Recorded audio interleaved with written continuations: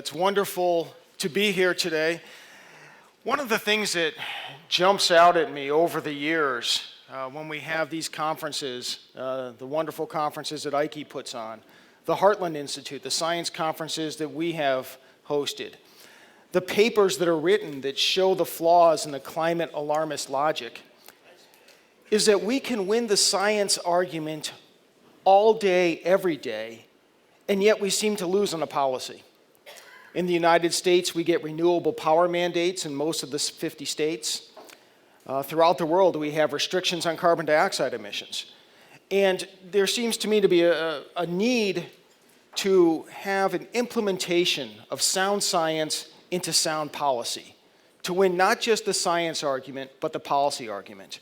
And I'm going to provide what I think is the most powerful way of doing that, and that is to understand that we have an affordable energy source that not only meets the concerns of conservatives, of skeptics, of free market people, but also, if you're concerned about a climate crisis, will reduce carbon dioxide emissions.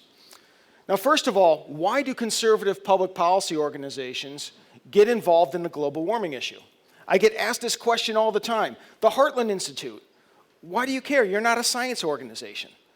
The reason is when the global warming crisis was first proposed, the solutions that were recommended all involved expensive energy sources, government control, scarcity, and high cost to consumers. But think tanks, public policy organizations that care about the well-being of individuals don't want to see energy poverty imposed on people. We fight for affordable energy. So if the argument is made that we are causing a global warming crisis for which the only solution is extremely expensive energy, we're going to look under the hood of the science claims to make sure they're true. If we're frying the planet, if we're destroying the earth, well, sure, there's almost no price that would be too expensive. Almost any price would be worth it to solve that problem. But first, you have to make sure the problem exists. And that's why conservative think tanks get involved in the issue. We look at the science, we look under the hood, and we see that this is more often than not just an excuse to impose big government and high-cost energy on people. So the Heartland Institute, the Competitive Enterprise Institute, the Cato Institute, the Heritage Foundation, we can and should add Ike and CFACT and the Spark of Freedom Foundation. That's why we're involved in the climate issue. Energy costs are very important for our economic well-being, for our quality of life. Energy is an important component in the price of virtually every good and service bought, sold, and traded in our economy. When energy prices go up, it's like having a tax increase. The only difference is when we pay higher taxes, there's at least a chance that government gives us something back in return. When you pay higher energy prices, you don't get anything back in return. When energy prices go down, it's like a tax cut. We all have more money available in our budgets. And it's not just some principle of greed, of materialism, like the alarmists like to paint it. More money in our pocketbooks is a higher quality of life. It's a better standard of living for ourselves and our children. Here we see illustrations. When you have more money in your budget because you're paying less for energy, we can afford better housing. We can afford better nutrition. We can afford better education. We can afford better health care, more consumer goods, vacations, leisure time. These are all things that make our lives happier, healthier, and longer lasting. It's not just greed, it's not just money. These are things that improve the welfare of all people. Energy prices are very important. But it's not just in our individual budgets. Energy prices are very important in terms of the health of our economy. What I did here is I charted two lines. In blue, what we have is the price of oil per barrel. And in orange, we have the unemployment rate in the United States. I multiplied that figure by 10 so we can put them on the same graph. But what you see is going back to 1974, the era of OPEC. Every single time that we have had in the United States an economic expansion, it's been preceded by a decline in energy costs.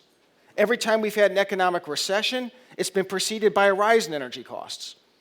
In 2007, 2008, when we had our most recent Great Recession, people talked about, well, this was the effect of the housing bubble. This was the effect of bad banking practices.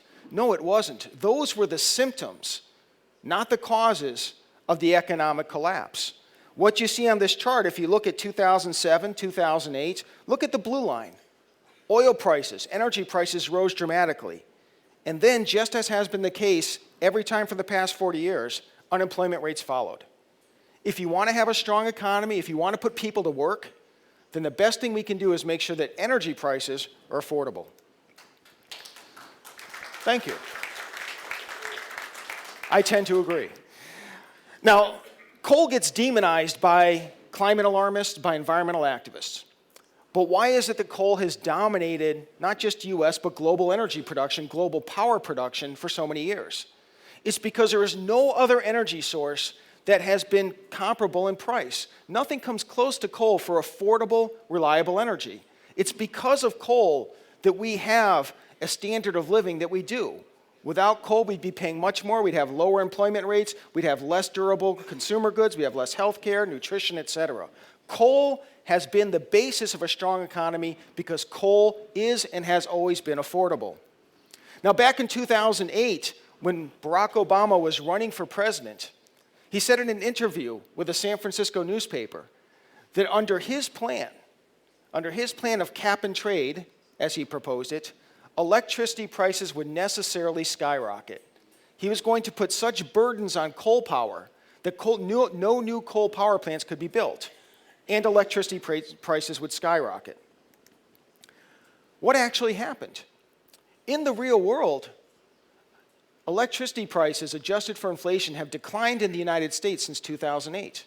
What happened was Barack Obama, he didn't get his cap and trade program that he sought, but he did impose sufficient environmental restrictions that coal power has been burdened. But what Barack Obama didn't plan for is the fracking revolution. With new advances in technologies, new technologies for hydraulic fracturing, directional drilling, the price of natural gas and the availability of natural gas dramatically changed. And as a result, natural gas prices now became cost competitive, and indeed today 15 to 20% lower than the cost of coal-fired electricity. So coal power's market share in American electricity dropped from 48% in 2008 to 30% today. Natural gas filled most of that gap. Electricity prices declined, and because natural gas emits only half as much carbon dioxide as coal, American carbon dioxide emissions also declined. It's a win-win. Through the free market, not through international agreements, but through the free market, US carbon dioxide emissions have declined more than any nation in the world.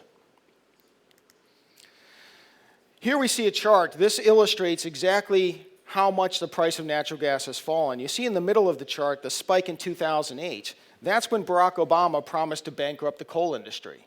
That's when Barack Obama said necessarily electricity prices would skyrocket.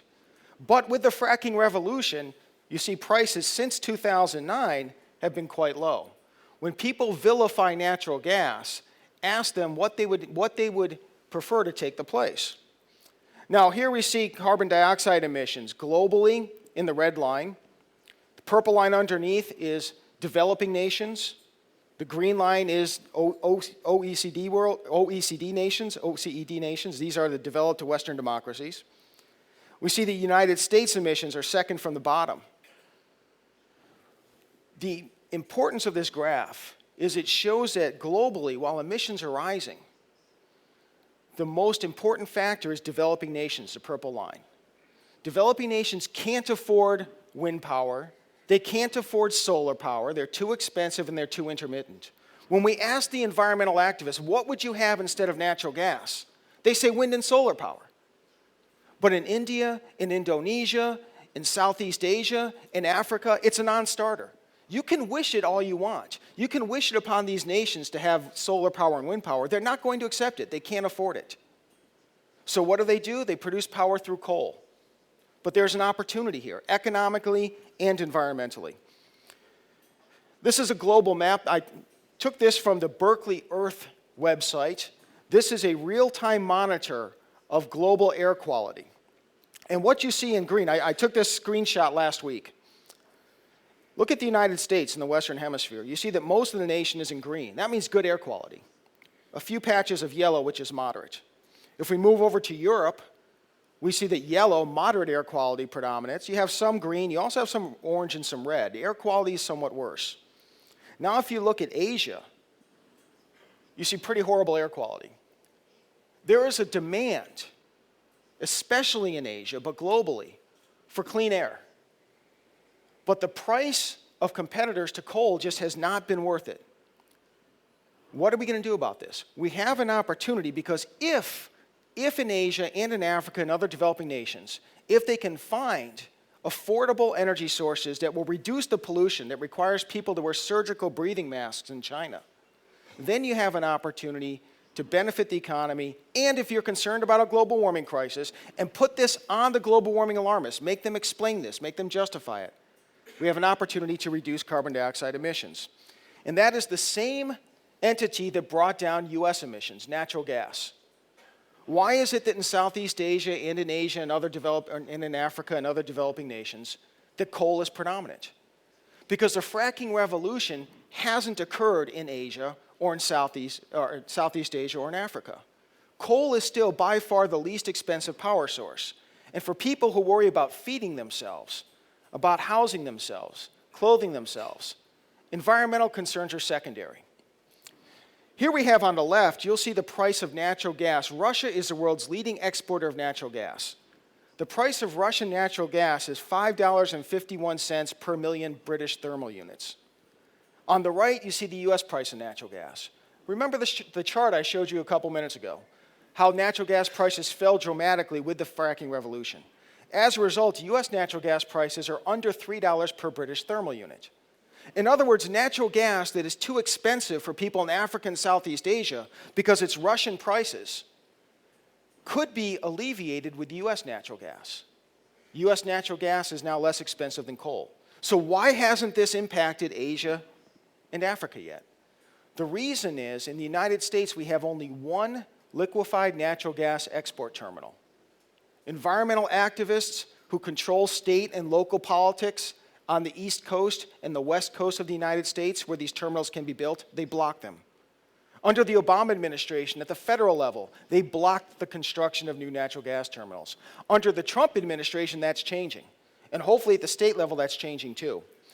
We have an opportunity if environmental activists, if government obstructionists would merely allow natural gas to be produced, would allow the free market to work in nations where they cannot even breathe. Forget about global warming for a moment. Where they can't even breathe and there's a demand for affordable energy that's also environmentally friendly, we have the solution. The problem is the folks that tell us that they're looking out for people's health, they're looking out for the environment, are in fact imposing these conditions on the people in Africa and Southeast Asia. This also gives us an opportunity within the climate debate. When the global warming alarmists tell us that global warming is the greatest crisis that we've ever faced, it's a problem we have to solve, nothing else compares to it, then ask them this: why won't you support fracking? The fracking revolution brought about lower-priced natural gas. Why won't you support pipelines? Why won't you support liquefied natural gas terminals? If indeed government merely got out of the way, if you believe in a global warming crisis, even if we concede that to them, very few of us believe that, but even if we play on their turf, the fact of the matter is, through affordable natural gas, through energy sources that leave money in people's pockets, we could cut carbon dioxide emissions from electricity by half. That goes a long way to meeting each and every goal of the climate alarmists. So it's an opportunity for the people in this room, when we hear the science, when we win on the science, to also win in public policy, to also win in the economy, and to make sure that we're creating a better world environmentally and economically for ourselves, for our children, for our grandchildren.